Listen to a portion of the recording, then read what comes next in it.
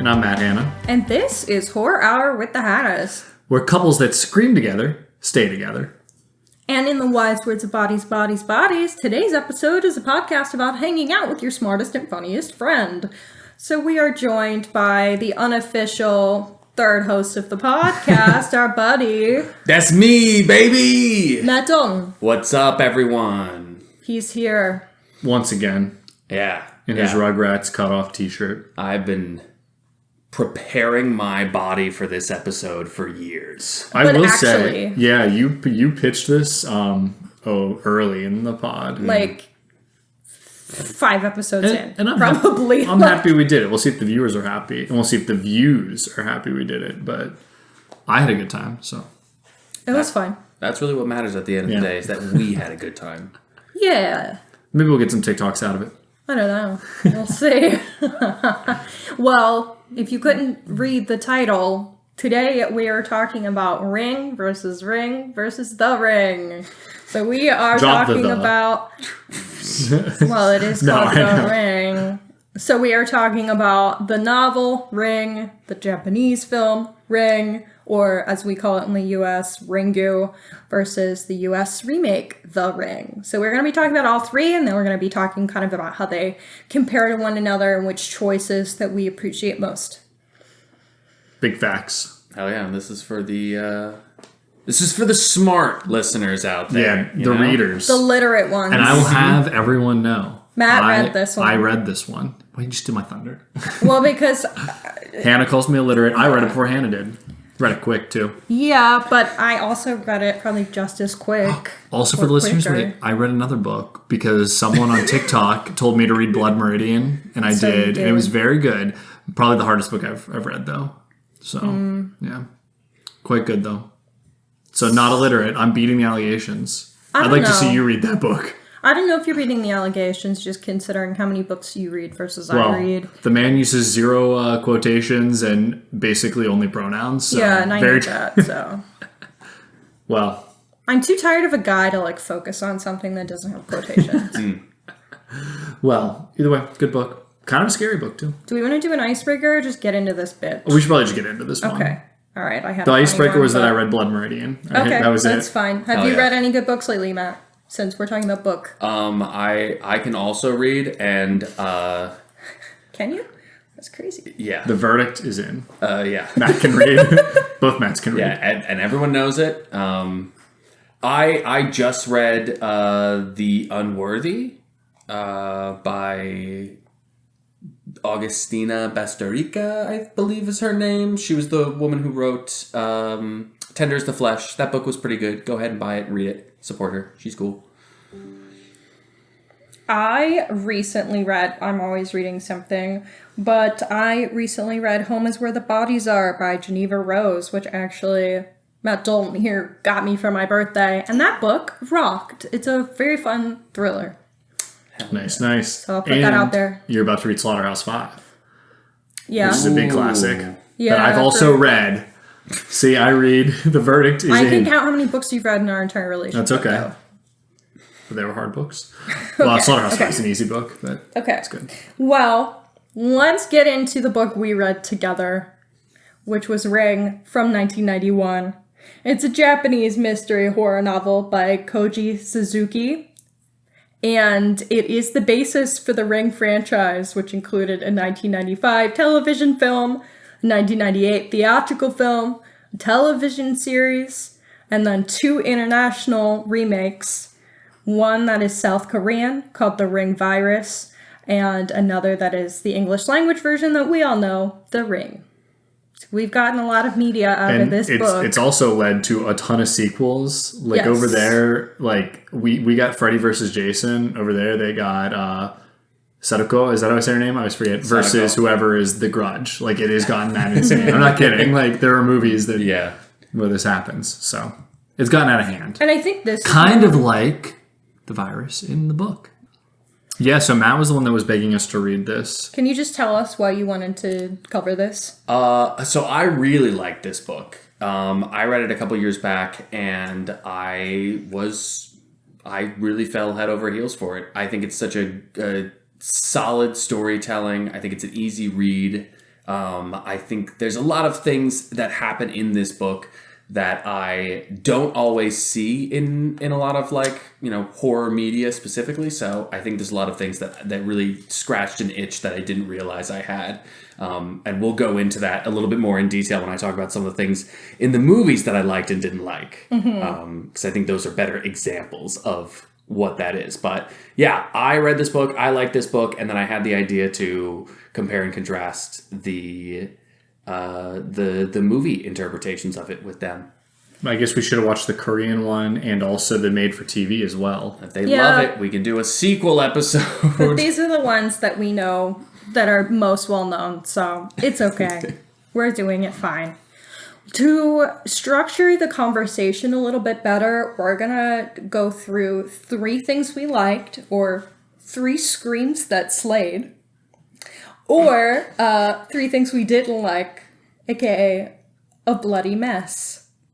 So, do either of you want to get started on some screams that slayed for you?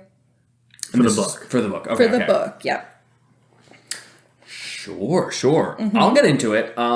There's a couple things that happen. One of the biggest things in this book that I really appreciate is that our main characters are intelligent enough to problem solve just about everything, and in a way that when they're problem solving things, the reader's brought along and nothing is really missed. I can follow the point A to B to C to D with them.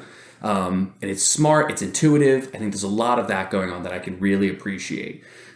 For a book that is about supernatural things, they rely almost not at all on supernatural ways of getting information. Yeah, the problem solving is not supernatural at all. Yeah, it's 2 fairly intelligent people talking out, thinking it through, investigating things, and finding out information. I really like that, especially because there is so much supernatural stuff going on. Which leads me to my next thing, which is one of my biggest pet peeves in a lot of American media. I think I've talked about it this before say it again. But I'm bringing it back up. I've brought it up and have credited you for bringing it to light. In this book, they do a phenomenal job of never taking supernatural answers to questions off the table. You see it so much in so many American media where, the mere mention of ghosts, supernatural presence, psychic abilities, anything like that is immediately dispelled. You've got to be crazy if you're thinking that that's the answer. And I think what it does in a lot of those instances is it just slows down the storytelling. So in this, it's never taken off the table. It's fairly quick that they're able to think, we've exhausted all their options, it's probably got to be this, and then they can move on accordingly. It's such a huge thing that I don't quite understand why Americans are so against wanting to even, go for that idea. But it's something I really, really love to see, and it feels like it just kind of keeps things moving along. I will say, I feel like in books, people are so much more willing to go the supernatural route or the fantasy route, and it just makes sense to you in your brain when you're reading a book, and then for some reason translated to American media, that's where we start, film or show, that's where we start having an issue unless it's explicitly labeled paranormal or fantasy. It's because in movies, too often, I think in Hollywood, people want it to have realism, and in their mind, realism is, you have a lot of skeptics. So they immediately question, but it just grinds everything to a screeching halt, where instead you should just be like, no, in this version of the world in my movie, people just are more willing to believe. And I think people would get over it. But it's this weird, tongue-in-cheek of, we have to question everything first. And it's we've just lost the plot now. Which, we talked about The Conjuring recently. And, I will give those credit. There are some skeptics, but the characters we watch are not skeptical at all. Yeah. It gets us right into the action. And I like that. Yeah. So. I have a bloody mess in relation to one of the things that you were saying, Matt. So you were talking about how the characters are very intelligent and jump into this problem solving, and I do like that. But going off of that, I feel like a lot of these characters have very flat characterization. I think there's one character that really gets a personality, and that is the friend. Ryuji. Yeah, Ryuji. who is helping him investigate. I feel like Asakawa? Did I get that? Asakawa, yeah. I always say this Asakawa, but I say Asakawa. I certainly am not the expert know it's of right. Japanese pronunciation. I looked at our stats. I don't think we have any Japanese listeners. We'll be all right. All right. So long as that's the case. Yeah, no, I don't think our main character has that much personality or characterization. I think he's very much just like, okay, we need to solve this, and then we do this, and then we're doing that, and then we're doing that, and like most of the personality is coming from his friend. Wife doesn't really have personality, and then the other person infected is a baby who is a baby, so there would not be personality because babies are babies. Well, do you guys agree with that, or do you? No, I'm gonna give a what's the good one? Screams that slay. Yeah. Also, due to time constraints, we should probably all say for 3 each, we 1 each. That's for the rest of it. Yeah. Oh, I thought we all got 3 each, so we all get 1 each. I also thought you were saying 3 each. So, my scream that slays. So from now on, we all get 1 and 1. All right. My scream that slays kind of goes to what Matt said. This is just a Sherlock Holmes book. Mm-hmm. And like similar to what Hannah was just saying about like the personalities, like it's almost, I think, set up, and maybe I'm giving this author way too much credit, but I think it's almost set up to be like, yeah, this is like a mystery thriller. So it's like secondary to the mystery. Secondary to the mystery, yeah. But it's also kind of flips it on its head when the ending happens. Because, Dr. Watson doesn't die, or I guess, I don't really know. Ryuji's kind of both Dr. Watson and Sherlock Holmes, but they both play both a little bit. Yeah. Really? No, that's not true. Asakawa is Dr. Watson because that's who we see the story through, and Holmes would be Ryuji, in my opinion. But that's like kind of how I see this book, which I love it for that. I could maybe agree with that. I think the book definitely paints Ryuji as the more curious and definitely the more intelligent of the two. Yeah. He definitely sees the world in a different way than Asakawa would.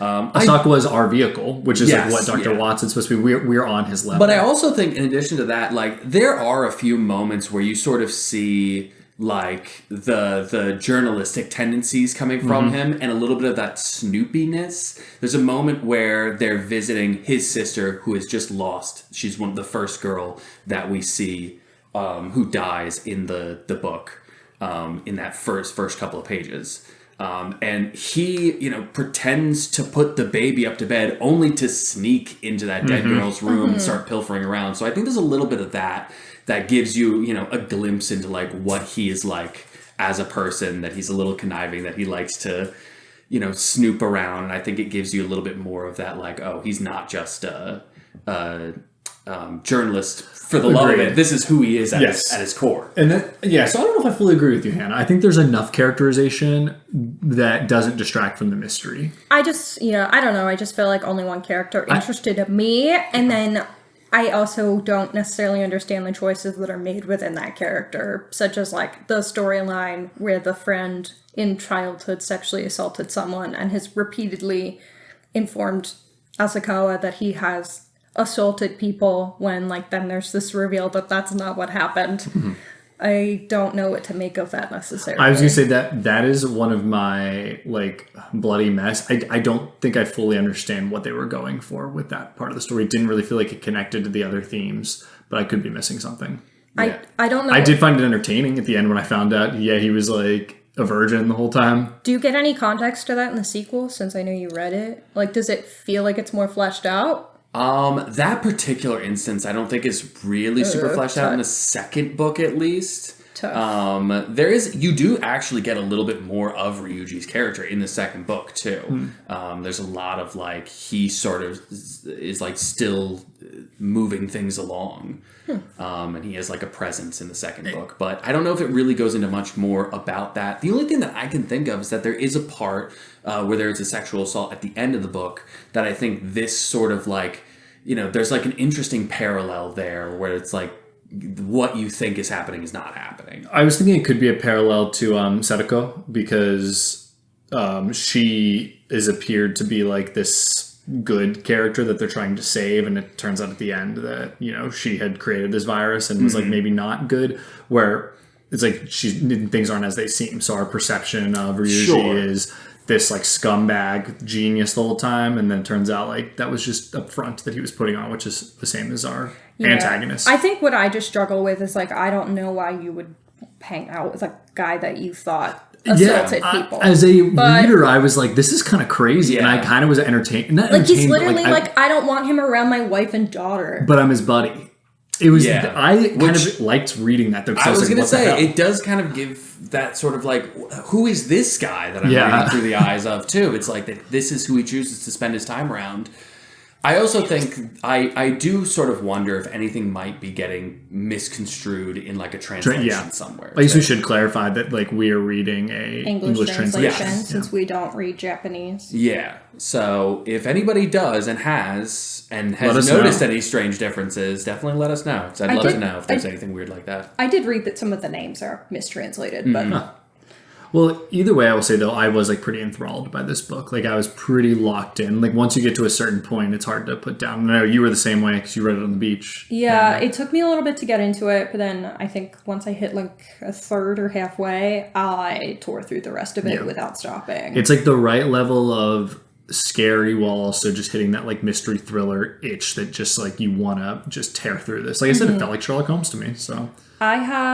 I didn't give a Screen That's Late, so I want to. Oh, my bad. I like that the video in this iteration is more surrealist. There's like vaguer images, and I like that it's very much from Sadako's perspective.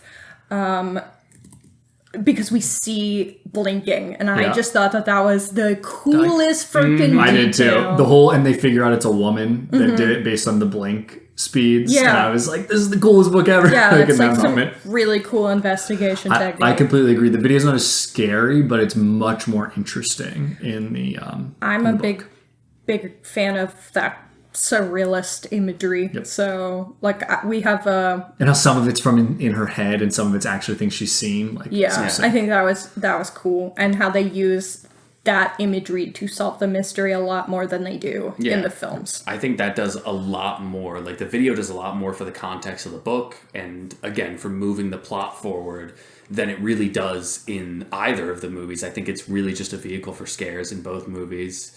Agreed. I think both movies sort of will reference back to the video, but it's not like it's leading them to the next place. In most cases, they're just sort of like finding something, or like, oh yeah, I did see that.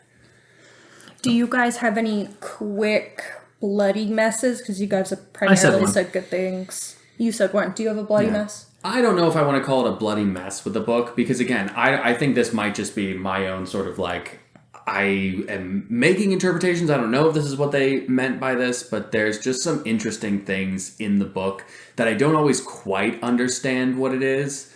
I think thematically, there's one element, a thing that is revealed at the end of the book that I found to be like, it really sort of snapped my head back, which is that in the book, at the end, it is revealed, though this is not really a spoiler of any kind, it is revealed that Sadako possesses a pair of testicles, is intersex. Thank you.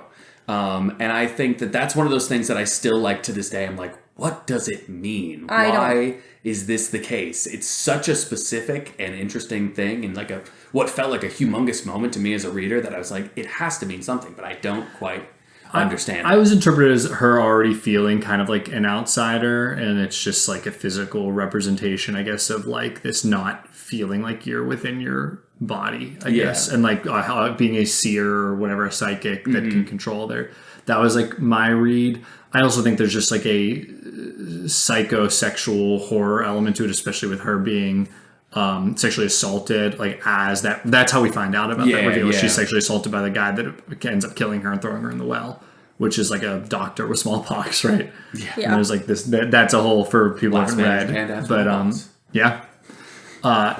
and so I don't know if that's like supposed to add to just like why she had such a difficult time prior to becoming, demon tape lady, I'll call her, in the well. I think it's also tough because obviously how society treats LGBTQ, intersex, trans people shifts over time. Like, we in the States definitely going through a shift. And so I don't know how that was viewed at the time of writing the book in Japan, which is also a very different culture than ours. Yeah. So I think that could probably change how you perceive it, but we don't have the context. Yeah, I have no idea. Okay, I think we can move on to Ringu, which is the Americanized title for the Japanese film Ring. And that came out in 1998. It's directed by Hideo Nakata and written by Hiroshi Takahashi. That's all the background I'm going to give. Okay. I mean, same like general plot premise. Oh, yeah. So let's get into it. Matt. We just watched this. Give us a scream that slayed. A scream that slayed. Everyone's gonna say this, but the scene where Ryuji gets killed is so cool, and I understand why the American movie basically made its entire personality that scene, which is Sadako coming out of the well and just slowly like walking towards the TV. It's just really eerie and good.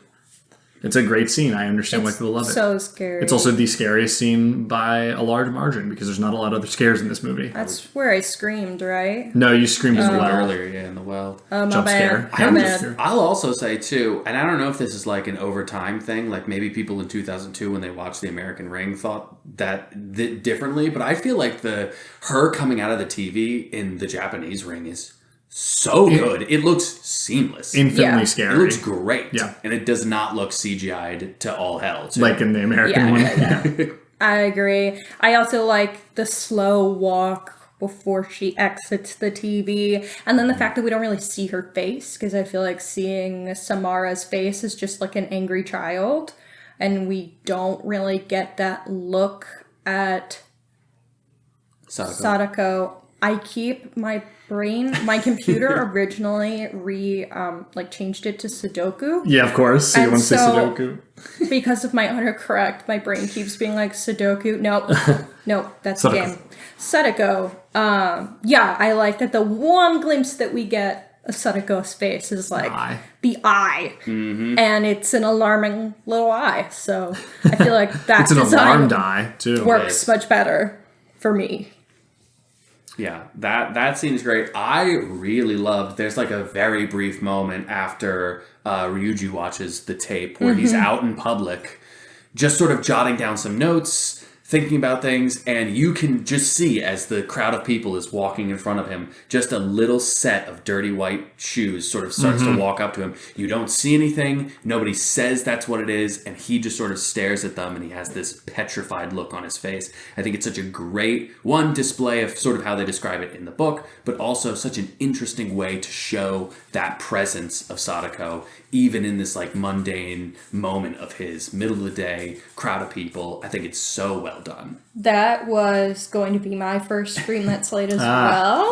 I just think that scene does a really good job, like amping up the dread. You could easily find a scene like that in a really good modern day horror movie. Like that scene is so well done. I think there's nothing like. I love it. I like how much restraint it shows. Because you even say modern day. I don't think the modern day would show the restraint that this one does. Because nothing does happen. Depends on the director. It depends. For sure. I'm in complete agreement. I think that this movie actually nailed the feeling of what it's like to be cursed. And like that ever-present like dread surrounding that. Which the American one tries to do just via color grading. So we'll get to it though. Yeah, that one certainly does not cover it as well. I was kind of bothered by that in the American version, so then having watched this a day later, which, we watched that out of order, so what? But I saw The Ring years ago. I've seen the Ring many times, and I'm kind of mad now that I have, but we'll get to it. Yeah.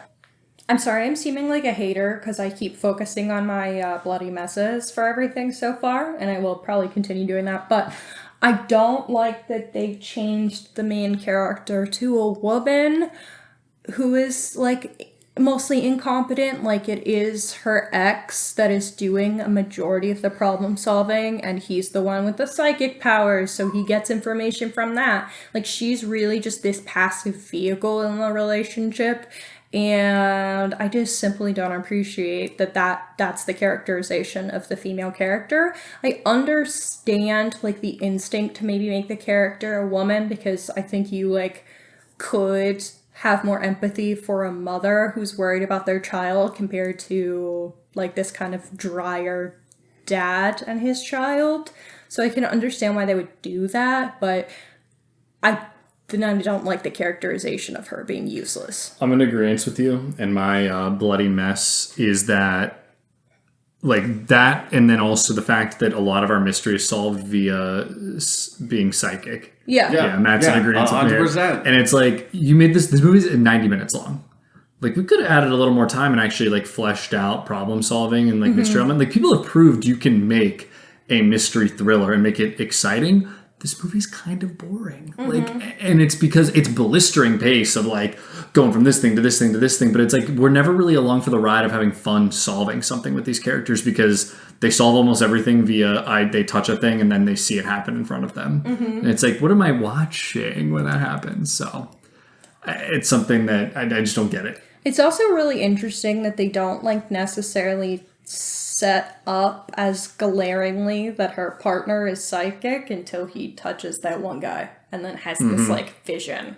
And then they don't really harp on it, like, oh, I didn't know that you had these perceptions or psychic ESP powers. None of this is touched upon until about halfway through the movie. All of a sudden, he touches an old man's arm, and we now know that he's psychic. And we just kind of pass through it. Yeah, it's like a lazy way of. It's very much like tell don't show is like what they're doing. Yeah. We're just gonna keep this thing moving along as quickly as we can. We got when 30 minutes left in this movie. We got to tell a whole story. They, like, missed both this and the American, like, missed what was, like, so fun about the book, which is the mystery element in solving that.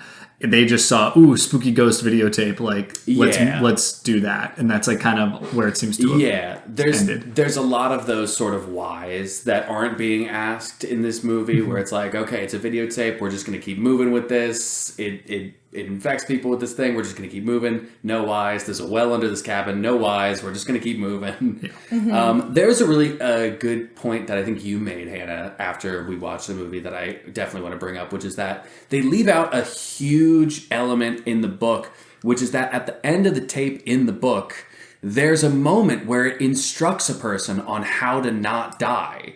And that is a big, starting point for, we've got a mystery that we can solve. Because it says how to not die, and then it's cut off. And then it's cut off. Because some kids thought it was a prank and deleted that part of the video. So without that, it does sort of miss, I mean, aside from, like, the grim idea of it, but it is, that instills an initial spark of hope in our characters to, like, try solve it. That's the whole reason. Yeah, they even try to solve anything. Is because they have that. There's, like, no starting point in either movies. Is there anything else you disliked, Matt? I don't know. Was that your bloody?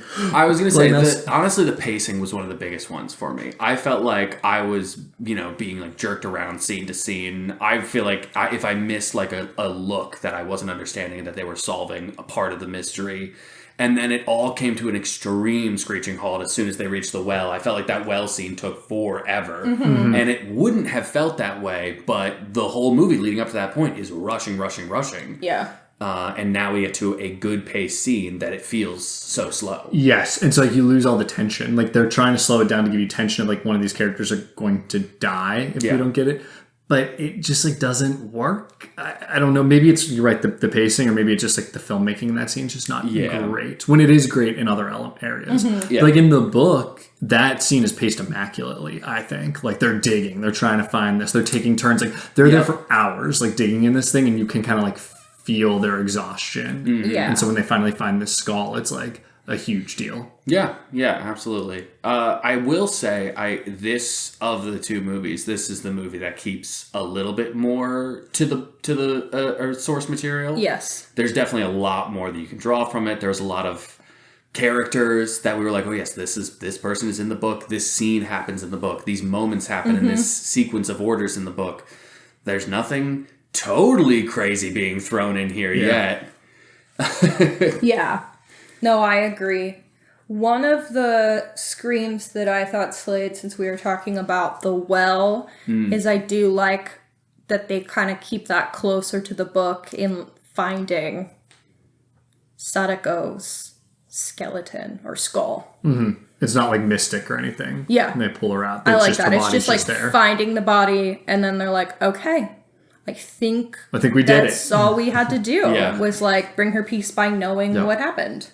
And finding her. You find out later they were wrong. Boom. Yeah. Well, is that all we want to say about this movie? Because I'm ready to talk about everyone's beloved The Ring. Yeah, I think we can do that. I'm going to say, much to say. I just need to say something right away. This isn't a scream or a slay or a bloody mess. This movie, I did not realize until we just watched this most recent one, that this movie is the end of a game of telephone. Because this movie is not based off the book. It is based off of the Japanese movie based off the book. And it's very clear that the people who made this movie did not read the book. They said, oh, we should just remake that. Because there are parts of this that are shot-for-shot remakes, but worse. And it's like kind of mind-blowing. And I learned that today. So, Yep. And I will say, after watching this Japanese movie, even though I complained about it after reading the book, I think this is a bad movie. Even though I feel like it is like, a beloved horror film. Well, the reason that I think it has persisted culturally is because of the television scene. Which was done better. Was already done better, but let's be real, American audiences don't want to read. So they watched the American one. Yeah. But it would have been so much cooler if we had two different versions of The Ring, both based off the same book, versus book to movie that then inspires a movie. That sucks. Yeah. Oh my gosh. It's a mess. It's so crazy. And then there are some holes that they filled in with what had to have been what are those you just fill in the words in a little part? Mad Libs. Yeah, It's like like a very Mad Lib styled how they just fill in the blanks with this one. It's crazy. It's like they watch the movie and they're like, well, that doesn't make sense. Is there some source material? No, I don't think so. No, let's just add horses. All in all, goddamn horses. the fucking horses, bro. Fucking horses, dog. Where'd they even come from? Okay, but Oh man. I think ultimately watching The Ring just continues to prove Bong Joon-ho's point of once you overcome the 1-inch tall barriers, once you overcome the 1-inch tall barrier of subtitles, you will be introduced to so many more amazing films. Mm-hmm. Man nailed it. Or just read a book. Because the Ring Japanese version is not even that good either. I know, but I think that's kind of the point in general is we don't need so many remakes. Sometimes the first one is just the best iteration, and we should respect that and keep that. Hear me out, though. See it. If somebody made an English version of the book right now, that'd be awesome. That'd be great. I'd be so in. That's the thing, too, right? It's we don't need an English version of the Japanese movie. Of the same I would love an English version of the book, or just a new interpretation. Yeah, new interpretation. But it is truly, like Matt was saying, there are parts of this that are shot for shot. It is. They're not bringing anything. Not that they're not bringing anything new to the table, but they're not bringing anything good to the table. Yeah. Well, this movie came out in 2002. I'm sorry, I just needed to be said before we even got into it. Let's just start here. This movie came out in 2002. Directed by Gore Verbinski and written by, this is going to be a mispronunciation, Aaron Kruger, and it's starring Naomi Watts. Because everyone has talked about how fucking scary this movie is forever and ever and ever, we did do a socials prompt, what is the scariest movie of the 2000s? And I did want to read some of the answers. Okay. Our Matt here said House of a Thousand Corpses. Great film. Got a rep. Great film. I stand by. I was a hater until I finished the movie, and then I said this is a great film. Absolute proof you need to watch a whole movie before you can say how you feel about it. Because you're shitting on it in the first. I was struggling in the first half. That movie ends like a fucking plane crash. In the best way. In the best way, yeah. Okay, Mans also said The Fourth Kind. And then... The Fourth Kind? Who said that? You did? Yeah. Mans? Yeah. Oh, that's funny. I've never seen it. I remember the trailer scared me. Well, Kay Barella, 77, also said The Fourth Kind. Do we need to watch this as movie? well as Above, So Below. Yeah. Oh, I saw that in theaters. As Above, So Below? I don't like that movie. Yeah, I don't like that one either. Magoon, 17. Josh. Hi, Josh. Said, seeing Hostel as a 13-year-old headed to Europe for 2 weeks was a mistake and a half. I love that for you. That's fucking hilarious. Maybe we get Josh on the pod. A poor maybe talking about Hostel or like Martyrs or something. Philip Marinello said maybe Open Water or High Tension. Open Water's a good pick. Open Water is a good pick. It really scared me when I was younger because as we've established here, I watched a lot of shark movies before I probably should have, and that was on the roster. Queer Horror Cove said Wreck or The Descent. Yes, big Wreck fan. I think are very, very good picks. They're both really scary. My personal answer was Wreck, so... Mm-hmm. I love Wreck. We've covered it, so go listen to us cover it. Yeah, it's a great fucking movie. Okay, so now that we are talking about The Ring, we're going to have a lot of bloody messes just as a warning. So I'm just going to get started with some of mine. No, you don't want to go good first? No. Okay. I just need to get some of this shit out, okay? Because I have a lot of notes. Why the fuck is this movie Twilight? Why is it blue? It's first. I know it came out first. I know it came out 6 years before. What I was going to say is it's blue. I realized when watching this is because Gore Verbinski's a good director, but apparently he couldn't figure out how to make the feeling of dread outside of just color grading and rain. I think part of the issue could also be the writing that he was given, and he probably didn't read the book. He just read the script he was handed. But that's legitimately it. Was they were like, ooh, we don't really know how to make things feel dreadful or tensionful, so let's just make it look dark. Mm-hmm. Do you think they printed the script on blue paper? Probably. I think they should have done a blue-gray It is paper. so aggressively blue, too. Yeah. It's wild. And the kid looks malnourished and has dark bags under his eyes, and that kid is also everyone creepy does as in fuck. this movie. Mm-hmm. Can someone please explain why her son hates her and calls her Rachel? They never explain why the kid calls her by her first name. Yeah. Divorce does weird things. I don't think we got enough background to justify what their relationship looks like and why they're not vibing. I might disagree with you. I think there is something in this movie that kind of explains that. I think it's a very forced, moral at the end. I think there's two kind of forced morals at the end of this movie that are sort of absent in the Japanese movie and the book. I'll get into it right now. Yeah, go I think is this a Scream or a so this blood? I'll say this is probably teetering more on Scream. Okay, this is a little bit more neutral because I think this is just sort of the themes of this movie of The Ring. But I think there's two big things that this movie is trying to say, and it's one, it's a broken family will always lead to something bad. And so, her family is broken. She's got an ex-husband that she doesn't live with. The child doesn't like her. This family's broken. And then we see a similar thing with... What's the... Samara. Name change, baby. With Samara's family, that they're also broken, that they don't want her, that's it. And so I think they're trying to draw some kind of parallel there that, we can save this weird Sixth Sense kid if we solve this other mystery or something. And I also think this he's half a second away from being a horse murderer. He is. He really is so close. Mm-hmm. What I dislike about this theming is yes, adverse childhood experiences do predict higher rates of depression, anxiety, mental health symptoms, but I don't think it's fair to be oh, you grew up hard, so you become murderer girl. But no, they make this it clear creepy fucker. She was already evil beforehand, though. I know, they do, but I just think the theming gets really messy in a way that I don't appreciate. Because the creepy kid goes, you helped her, when he could have communicated that to his mom the whole time. Yeah, he is the villain of this movie. For real. He really might be. Naomi Watts' son. I do also think this movie is having a big thing to say about don't shove your kid in front of a TV. I think it's very much the Americanism. Hey, kids, if you're adults, if you're going to raise a kid, don't just pop them in front of a friggin' television. Because I think that was most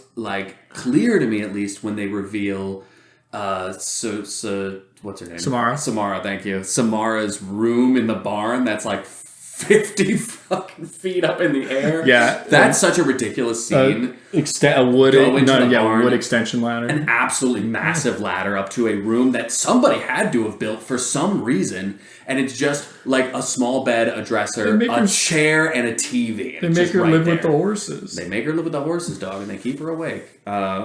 She doesn't sleep. Yeah, the horses, man. It's like, where did it come from? That's the biggest bloody mess for me is the fucking horses. And then, obviously, it's like a thing. People have trouble with animal deaths on screen compared to people deaths. But why the fuck did we do that to the horse? It's a crazy That scene is crazy. I don't know what the fuck it's adding to the movie at all, besides being like, we needed something scary to happen.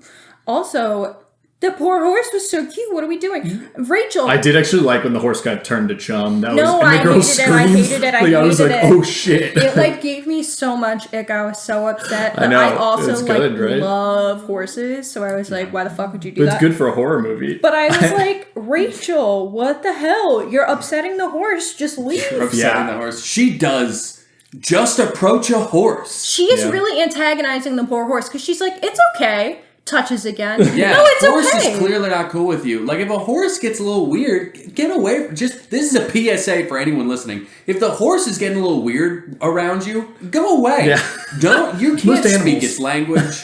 You don't know what it wants. Get away from this horse, you know? Wow. And also, if horses famously died on this island, don't bring your horse to that island. That's a good point. Victim blame. That's right. There's more shared responsibility here, all right? Okay, who's bringing horses to this Horse Death Island? Horse Death Island, Tuck. That's like the only thing this island is known for. Okay. Another bloody mess from me. It's my turn. God. I don't give a shit. I got one. I'm gonna cover them. Okay. I love sarcastically how they felt that they needed to give the title of The Ring more meaning. That was mine. Oh, I'm glad that I beat you to it. Oh, no, they didn't give it more meaning. They tried to give it all of this meaning, and like it's the phone calls that you're getting, but it's also the ring of the whale imagery, but it's also blah blah, but it's not what it actually is supposed to mean. Yeah. My whole thing was like, this is like, Mom, can we get McDonald's? Oh, we have burgers at home, and can we get a Ring movie? Oh, we have The Ring at home, and that's what this shit is. We have The Ring at home. It's like misunderstands everything on such a fundamental level, and that's like that's like the microcosm of it is like we don't even understand the title. Like The Ring in this it's like the ring of creation of this virus as it goes around and around and around and gets worse and worse. And this like, oh shit, it's called Ring. I think it has to do with the phone calls. Ring. Maybe it has to do with looking up a well. That makes a ring, right? I will say there is one quote in the movie that seems to like understand what they mean with the cyclical nature of spreading information. Mm-hmm. There's one quote that I think shows that someone understood that. I think I know exactly which quote you're talking about too. Let's see. Okay, it's what is it with reporters? You take one person's tragedy and force the world to experience it. Spread it like sickness. You know what? Spread it like a sickness. Honestly, that feels like a broken clock is still right twice a day. Like they accidentally stumbled upon the meaning of the book, but completely lost it otherwise in the movie. Do you think this movie is supposed to be like much more about the 24-hour news cycle and like when we have access to these images online? Like, I don't. Because that's what that quote is basically saying, but then it doesn't latch onto that enough. I think it's what Matt said. I think they stumbled into the correct answer. Because I've seen people who give this like 4.5 stars, and they're like, "Wow, they really understand like the 24-hour news cycle and the endless stream of information we maybe shouldn't have, and how we have access to tragedy at all times." And like, I don't buy it. Feel it. I don't understand how it gets that from that at all. I mean, again, I can see like the theme of this being like, you know, you have to be more present in your child's life. Yeah. You can't just shove them in a well or, you know. You cannot just shove them in a well. I know what you're thinking, okay? I'm just going to shove my kid in a well. Well, don't. I have another bloody mess for this one, and it also just has to do with complete misunderstanding of the source material. I think I know what this is. Well, it comes back to the ring being the phone. In the book, Sadako is only ever able to call while you're in the cabin because she's under the cabin. Mm-hmm. And that's how they... Which is that's how they end up figuring it out, that's where it is. That's part of it. Yeah. Part of it. Mm-hmm. Here, they call 7 days, and then they go somewhere else, call 7 days. It's always calling. She's making calls. She's collect calling. Internationally. Exactly. Like, what is she paying? What plan does she have? Verizon Unlimited. Like, it's mind-numbing. And, like, that happens throughout. It's like, I was bitching about the other movie. It's like, hey, this movie's 90 minutes, and it's blistering pace. And it's like they're skipping over the problem solving. This one's 2 hours long and they do even less problem solving. So it's boring as shit because you're like, what's even the mystery here? There's zero mystery being solved. We're just following around these two deadbeat characters in blue filter. Like, it's just blows my mind. Watching this movie felt like if you were to take the characters of a movie or like of an IP or something like that, just taking the characters. And then taking like a very loose structure of a scene of events and then making everything else completely different. Yeah. It was so crazy to see how they were able to take these characters that are from this book. They're from this book. They have this journey. And everything else about it is completely different. It's just like mind-blowing. And it's just even funny that everyone like loves this movie. Like I remember people like talking about this. It was the talk of the town when I was a kid. But maybe this movie was meant for dumb 12-year-olds to like watch when their parents weren't home. Who knows? Which is even funnier considering what the themes of this movie supposedly are. That is actually really funny. No, actually genius movie. This is what they were going for. They get it. It's very meta. I've never seen any of the sequels, but I know one of them is about the video ending up on YouTube at some point, which is like... And see, maybe that is like where they realized that this media cycle... Have you seen the movie? Present. I don't give it too much credit. But like clearly that sounds like relevant. Yeah. But it could also be stumbled into because I haven't seen it. No, I'm sorry. This is just not a good movie. But... Why did Inpatient Girl have psychic powers? Why? Why did she know? Why indeed? Wait. Because in the book, it makes sense that the little girl has psychic powers. No, remember her friend. Her friend gets psychic powers. Inpatient because she's like traumatized by TVs now, which, okay, fine. That is a traumatic thing to happen with your friend. Powers? But then all of a sudden she is like weirdly psychic and it's like you have 7 days. I thought you were talking about Samara, but I'm on board with you now. Yeah, everybody in this movie's psychic. Like the little kid is psychic, which is something that they added into the Japanese movie that I don't quite understand either. That the little kid is also psychic, but he's barely in it, so it's okay. He really is barely in it. But this kid is useless. This kid's all over the place. He's super psychic, but not communicating anything. Yeah. He's keeping it all to himself. He's keeping that information close to the vest for sure.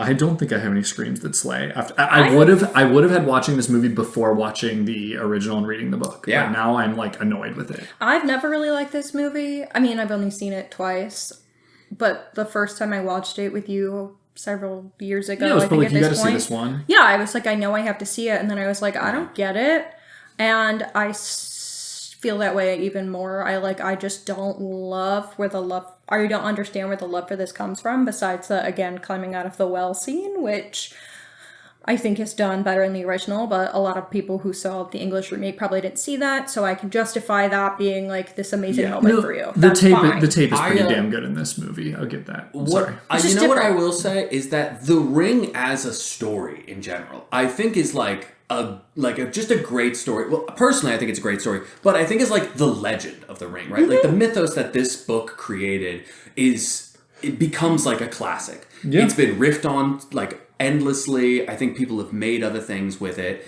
but it does feel like sort of one of those classic things that, like, especially around like, you know, when I was in high school, if you said 7 days to someone, they knew exactly what you were talking about, right? So like the story itself is very classic. And so I think for a lot of people, this is the only thing that they have to go off. This is like a creepypasta before creepypastas were a thing. That like kids could that's books. I mean, you know what?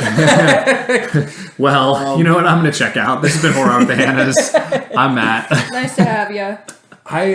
I do have one more thing to say about this movie too, and it really pisses me off too, because I think in the book, and I guess in the Japanese movie now, Sadako, her story is so interesting in the book, and they cut it from the movie. They completely rewrote it. She also dies as an adult in the book, which I like too, but continue. Yes, she does. She has like a whole life, but there's this whole element of like her mother is psychic, and that's where she is a more prevalent and slightly more dangerous psychic.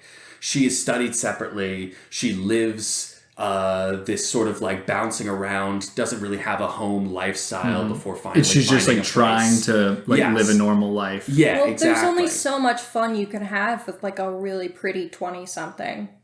Creepy kids are scarier with bad parts. They really are, yeah. And I guess, and I will say this, in the book, there's a lot more where it's like, I think there's a case to be made to say that she is evil, but I think in the book it's so much more vague, and she has much more going on in her mind and in her soul that it's like, is it really evil, or is this just sort of like the rage of a person who was wronged forever, like start to finish. There's an amazing implication for those who haven't read the book that she actually forces the doctor to assault and kill her at the end, which is like this adds this whole other like crazy element to the horror, and like it's very, so you don't know, I would say it's like kind of up to interpretation, very intentionally vague, I think, and like that there's just so much interesting stuff going on. I understand why this book got multiple sequels, because it was set up to do that. Yeah. But I think what they do in the movie just does nothing, right? Like you lose the mystery element, and the horror it adds is just not even that good. The mother dies. The father never liked her for some reason, but they still adopted her. I'm honestly, I feel so lost in that relationship. Like, so Brian Cox electrocutes himself. So he electrocutes himself really because he's constantly haunted, but he never dies. He just waited until this point. I don't understand. That was confusing and dumb, but like it is horrifying imagery, and it's like a horrifying concept. Yeah. But it comes down to, again, like, I don't love a suicide narrative just for scaring you. Yeah. So that also, besides it being confusing and dumb, the characterization of him and the relationship he has with Samara and Mom, I was like, why are we fucking doing this? Stop playing around with suicide. It's just like, oh, I needed to scare you. But can I give this movie a Scream Let's Slay real quick? Yeah, of course. Real quick, because I don't think we've really done any of those. I don't have any. This movie frustrated the hell out of me. Yeah. There is some really cool fucking water imagery in this movie, with like water dripping out of the phone, or like the water imagery kind of like soaking through the house, or in his home, in his little, what's it called, loft apartment. Yeah.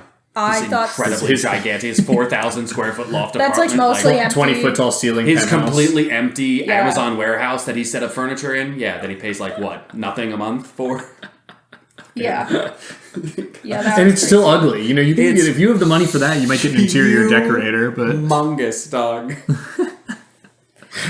So that's your big shout out. Yeah, it's just some of the imagery I think is cool. That's so fair. It does feel very thematically appropriate. It feels like it fits the plot really well. It's an interesting sort of like visual device that they use. I think that is something that they do really well. I think that's a good. Yeah. Here's what all this being said, if you want a like tech J horror movie to watch that's more similar to The Ring, in my opinion, I would watch Pulse, which I've talked about before. Pulse is Kurosawa's one of his horror movies, some guy that did Cure.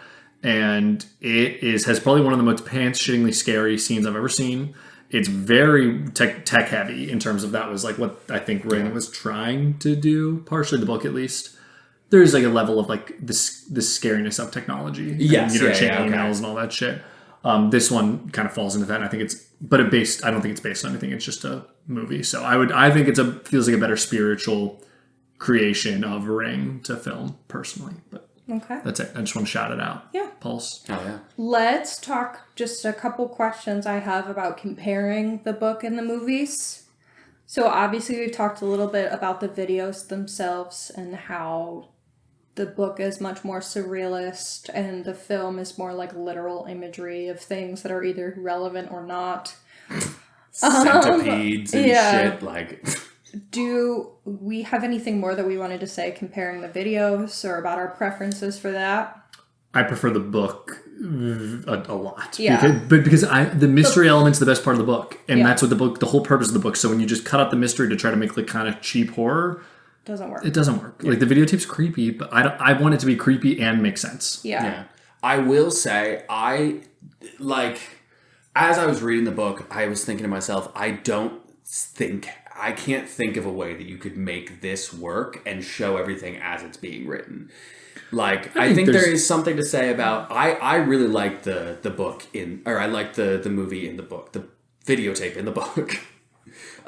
In that it is told from a first-person perspective. I think it makes more sense for the fact that she is imprinting psychic thoughts onto a videotape that it would be just from her memories. Things that she has seen, things that she's experienced from her perspective. Feelings. The blinks are really, really solid. In the tape in the book, we don't see the volcano, we just see the word eruption. Mountain or and eruption, that was something annoying like to that. me. But I think that's supposed to be her feelings or whatever. Well, but she never saw it, but it's a really important thing to her because that's where her mother dies. So. Yeah. There are directors, I think, that could do this. It's possible, yeah. But there is a really graphic scene at the end of the video, which is we watch the sort of like tail end of her sexual assault as it's happening, like from her perspective. And I get not using that, especially because then that plot point doesn't even come up. Yeah. So like, why would you? Of course. It is really like an all or nothing kind of thing too. Like if you have some of those things and not the last one, like that's a huge plot point in the book. That's a big moment where you see somebody's face. This is kind of why I would love to see another movie. I would love to see someone take a crack at adapting the book. I would really love to see a mini series. I'd love to give a little bit more time to like breathe out and flesh out some of these things. I feel like it would help with the pacing a lot. I think it would help a lot with and the you pacing. can really do the mystery element we better. could really give Sadako a lot of that backstory and like really understand that character. Understanding the relationship between Ryuji and Asakawa, but I just don't want an 8-hour movie. That's my sometimes my issue with TV. Each episode needs to have like an arc of beginning, middle, end, which I think with a mystery you can do. Of like solving this part of the mystery is this episode, and you get the next one is where that left off. Sadako episode, and Oh yeah, you could do that, like kind of Hill cut House, how there's like focuses. You cut every other episode could be cut back and forth between them. I honestly wouldn't mind if they took the first book and the second book. And no spoilers. Because I think there's something that happens at the beginning of the second book that I think. One puts a ton of things, like not like a ton of things, but it's a huge moment right at the start of the second book. So if you read the first one, go ahead and read the second one. It's real good. It starts real strong. But yeah. How do we feel about the movies completely leaving out the sexual assault and intersex? I'm fine with them leaving the intersex part out because I think in the book it's hard to justify putting it in a movie. I think it would be really difficult to pull off. Put it in. All right. Put the intersex in. I also think early 2000s, I don't think that most people, my thought on that is like, people are still really ignorant about that now. Yeah. So I really don't think that 2002 American audiences had it in them to like understand that or not be stigmatizing or judgmental. I think doing the assault, I would have preferred to have that, but that's mostly because I just want the whole Sadako timeline. Like, I want her to be older when this happens. And that's the thing. It's like, if you're going to make a child, I don't want that. But and it's the parents betraying her and being the one to kill her. It's more interesting that it's just kind of this doctor at the end. And it's just like, oh shit, like this bad dude that's just still out there just like tossed her in a well. You know? Yeah. So, I think I'd prefer the assault. I don't know. I don't know how you include the intersex part, and I don't know if there needs to be like more meaning behind it than I think the book gives it. Yeah. To make it work. Yeah. I think if you're not gonna the second you change anything about Sadako's character, I think the sexual assault kind of has to go out the window because it's so ingrained in her story. Yes. Yeah. It's such a huge thing that only her story leads up to. And to have it under any other context, I don't think would probably do it any other justice, and it wouldn't mean the same. Mm-hmm. Agreed. So obviously, we already talked about this as well with his friend Ryuji. Clearly being maybe a psychopath, pretended that he sexually assaulted people. He's brags about certainly much a character that we're not getting in the films, and instead we're getting this like ex-husband, ex-boyfriend narrative. Yeah. How do we feel about that change? I don't like the whole family dynamic part of it. I like in the book that it's like his wife and his baby watches it, but I don't like that two people trying to solve it are related, it's not as interesting. I like that it's this weird fucking friend that's a professor and is like, you're just like, this guy's like a mess. Why is he friends with him? But you know, he's the only one that can solve it. Yeah. And like, what are you going to do to save your family and yourself? So. Yeah, it sort of gums up the works. What I like in the efficiency of the problem solving in the book sort of feels like now we're adding too much into the pot. Yes. With like this relationship of an ex-husband who, you know, doesn't like or have a relationship with the child. And it's make the kid a baby. It's much easier. You don't have to worry about make the kid a baby. Make the baby. wife there too, you know? Like, that's basically all she does in the book. She's just there. Yeah, he doesn't need any more, like, the character is written that he doesn't need any more reason to follow along with this, other than he's incredibly curious and has only probably one friend. Yeah, like, one friend, one fake sexual assaulter friend. Yeah. Yeah. Like, that's all it really needs to be, you know? Don't overthink the relationship. They're friends. He's going with him. He's an intellectual. Just go for it. It comes back to the whole missing mystery element, which I keep coming back to. It's like I'm calling this like Sherlock Holmes, and those two characters are mystery solvers, and like adding in this other drama, it's not as interesting as I think the filmmakers thought it was. No, I agree entirely. I also feel like the characterization of these people in the films are also pretty dry. I mean, I said that about the book, but I think the movies, they really are giving us breadcrumbs as to who these people are or why we should care about them, besides, like, they are people. Which, in theory should be, like, enough, but it's just not. There's deadbeat dad who sleeps with young women, and deadbeat mom who works too much and doesn't take care of her child on the spectrum. I don't know. On the psychic spectrum. That might be. That's a hell of a Hallmark movie right there. That's a hell of a Hallmark movie. But, yeah. It would be way cooler if, like, Psychic Son just teamed up with Samara at the end because of all the neglect he's been facing. Like, that is a sweet movie. No, not in on this. They team up and do what? She's dead. I don't know. He just, like, takes the tape. Possessed by Samara. No, not possessed. I want to be on her side. Yeah, I made a sequel, Mom. Yep. Yeah. Oh, my.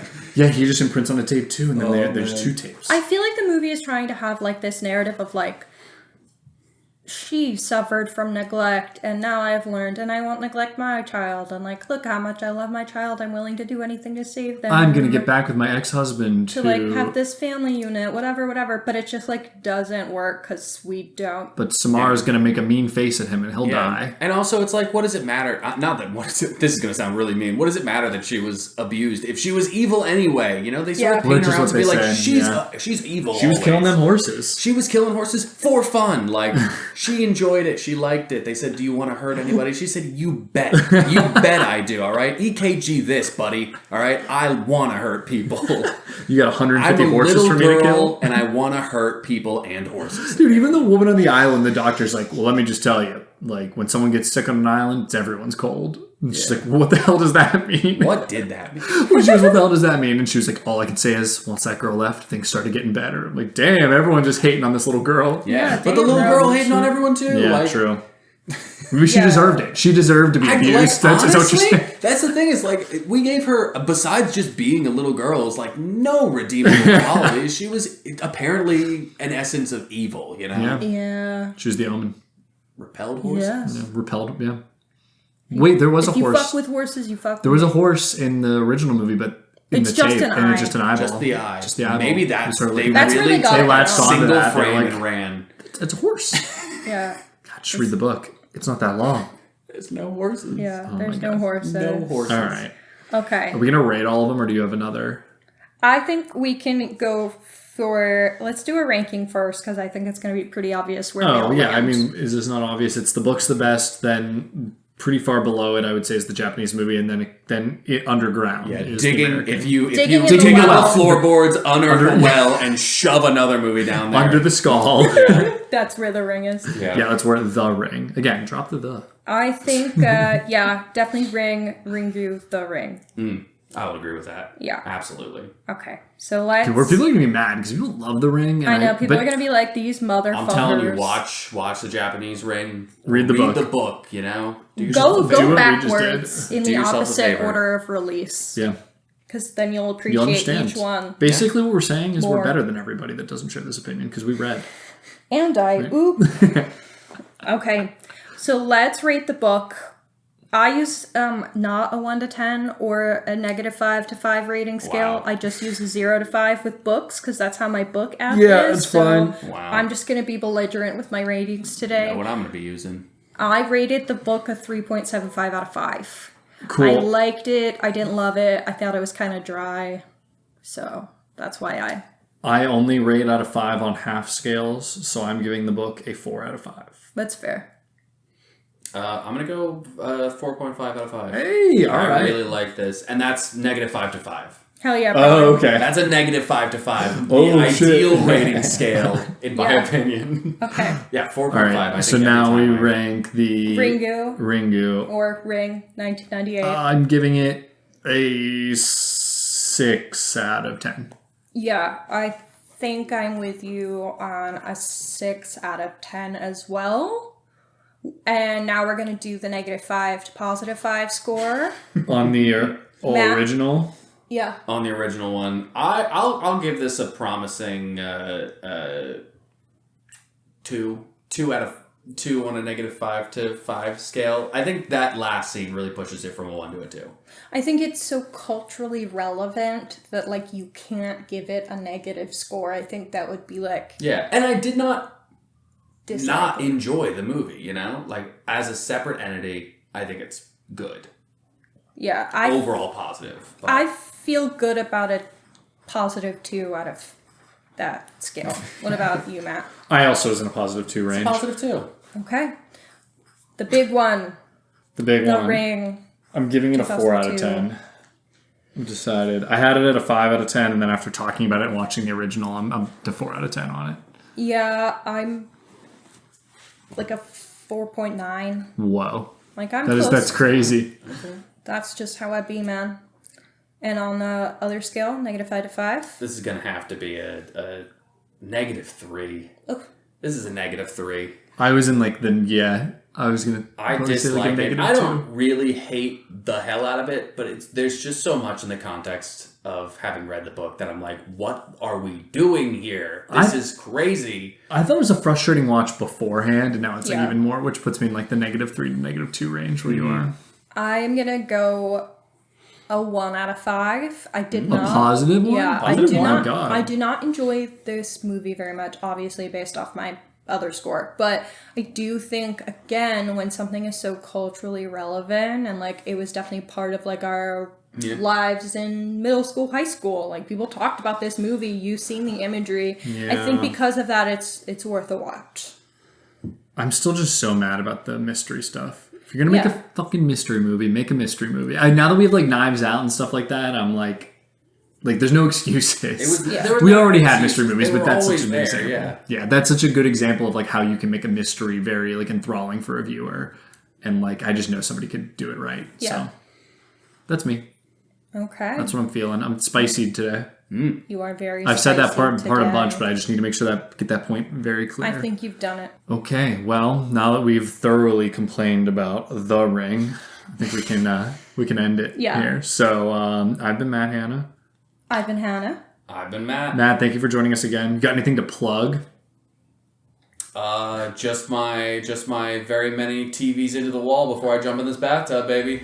Oh my God. Oh no. Okay, well, Stay tuned and stay scared. Thank you for listening to Horror Hour with the Hannas. Make sure to listen to future episodes on Spotify, Apple Podcasts, Amazon Music, or wherever else you can find podcasts. You can also find us on YouTube, where we post episodes and shorts. You can follow us at Horror Hour with the Hannas on TikTok and Instagram, as well as at Horror Hour on Blue Sky for more content. If you like the podcast, please follow and leave a review on your favorite podcasting app. Happy hauntings!